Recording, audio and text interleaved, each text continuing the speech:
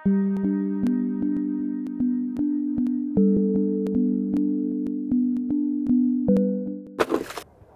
कमला, आराम से, सब ठीक तो है ना?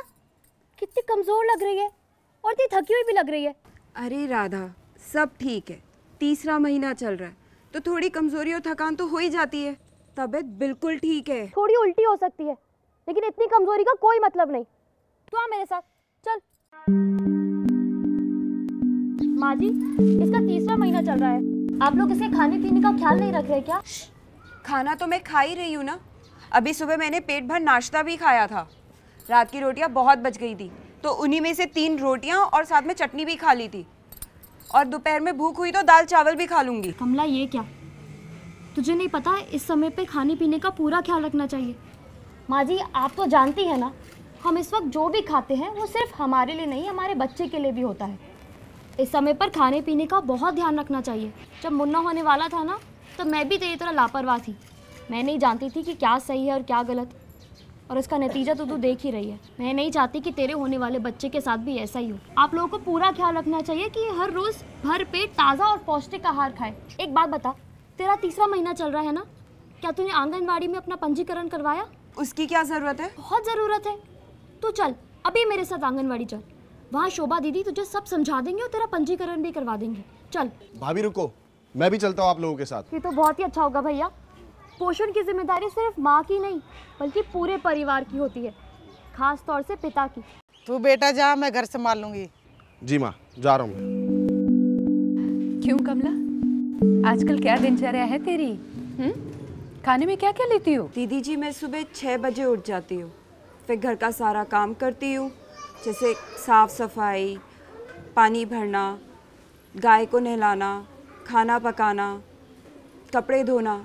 इन सब कामों में पूरा दिन निकल जाता है। अशोक, इस समय भी ये काम कर रहे हैं।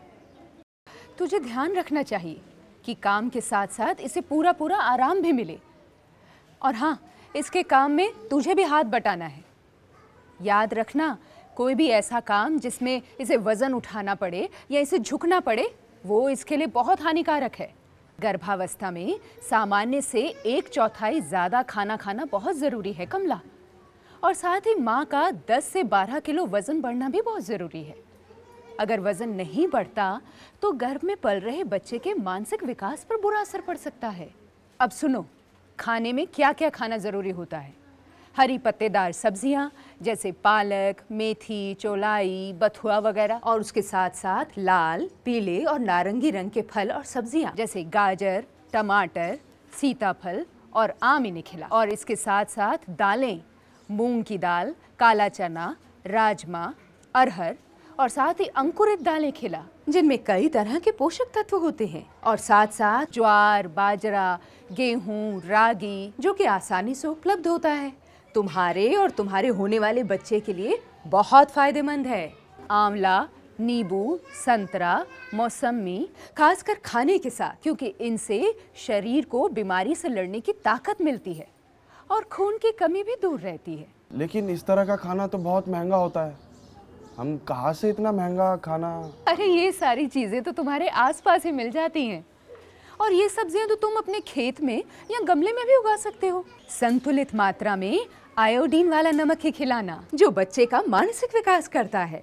दिन में कम से कम 8 से 10 गिलास साफ पानी ये जरूर पिए। और अपने आसपास सफाई का वातावरण रखना है। और ये सब चीजें जैसे बीड़ी, सिगरेट, तंबाकू, शराब और किसी भी प्रकार की नशीली चीजों का इस्तेमाल न गर्भवती स्त्री और ना ही घर में कोई और करे। और कमला के खाना खाने से 1 घंटा पहले और 1 घंटे बाद तक चाय का सेवन भी नहीं होगा। तुमको हर महीने इसे जांच के लिए यहाँ आंगनवाड़ी केंद्र में आशा एएनएम के पास लाना होगा। और अब से बच्चे के जन्म के बाद तक और जब तक बच्चा 2 वर्ष का नहीं हो जाता, तब तक कमला को पूरक पोषाहार मिलता रहेगा। और बच्चे को 6 माह से 6 साल की आयु तक पूरक पोषाहार व अन्य सेवाओं का लाभ मिलेगा। और साल के 300 दिन पूरक पोषाहार मिलेगा, जो कि तुम्हें यहाँ से आकर लेते रहना पड़ेगा। आंगनवाड़ी की ये सभी सुविधाएं मुफ्त उपलब्ध कराई जाती हैं। जी दीदी जी, मैं जांच के लिए ज़रूर लेकर जाऊंगा और पूरा आराम भी करने दूंगा। माँ को गर्भावस्था के दौरान अगर पोषण की कमी होती है तो कई मुश्किलें हो जाती हैं, जैसे समय से पहले प्रसव, बच्चे में कुपोषण, खून की कमी होना, बच्चे में मानसिक विकास की कमी होना। इसलिए माँ और पिता के लिए बहुत ज़रूरी है कि वो पोषण के बारे में सही सही जानकारी लें। समझ गया दीदी, मतलब बच्चे के स्वास्थ्य के लिए माँ का स्वस्थ रहना बेहद ज़रूरी है। आज से इसकी सारी खाने पीने की जिम्मेदारी मेरी। इस बारे में कोई भी और जानकारी चाहिए ना तुम्हें, तो कभी भी मेरे पास मिलने आ सकते हो। और ज़्यादा जानकारी चाहिए तुम अपने ज़िले के डीएम के दफ्तर में भी जा सकते हो और उन्हें इस बारे में सुझाव भी दे सकते हो। और कमला, अगर तुम्हें लगे कि मैं अपना काम सही ढंग से नहीं कर रही हूँ तो तुम मेरी भी शिकायत कर सकते हो डीएम दफ्तर में। अच्छा कमला, अपना ध्यान रखना। और राधा तू भी, क्योंकि सिर्फ बच्चा होने तक ही नहीं बल्कि ये भी ज़रूरी है कि माँ अपने साथ साथ बच्चे के पोषण का भी ख्याल रखे।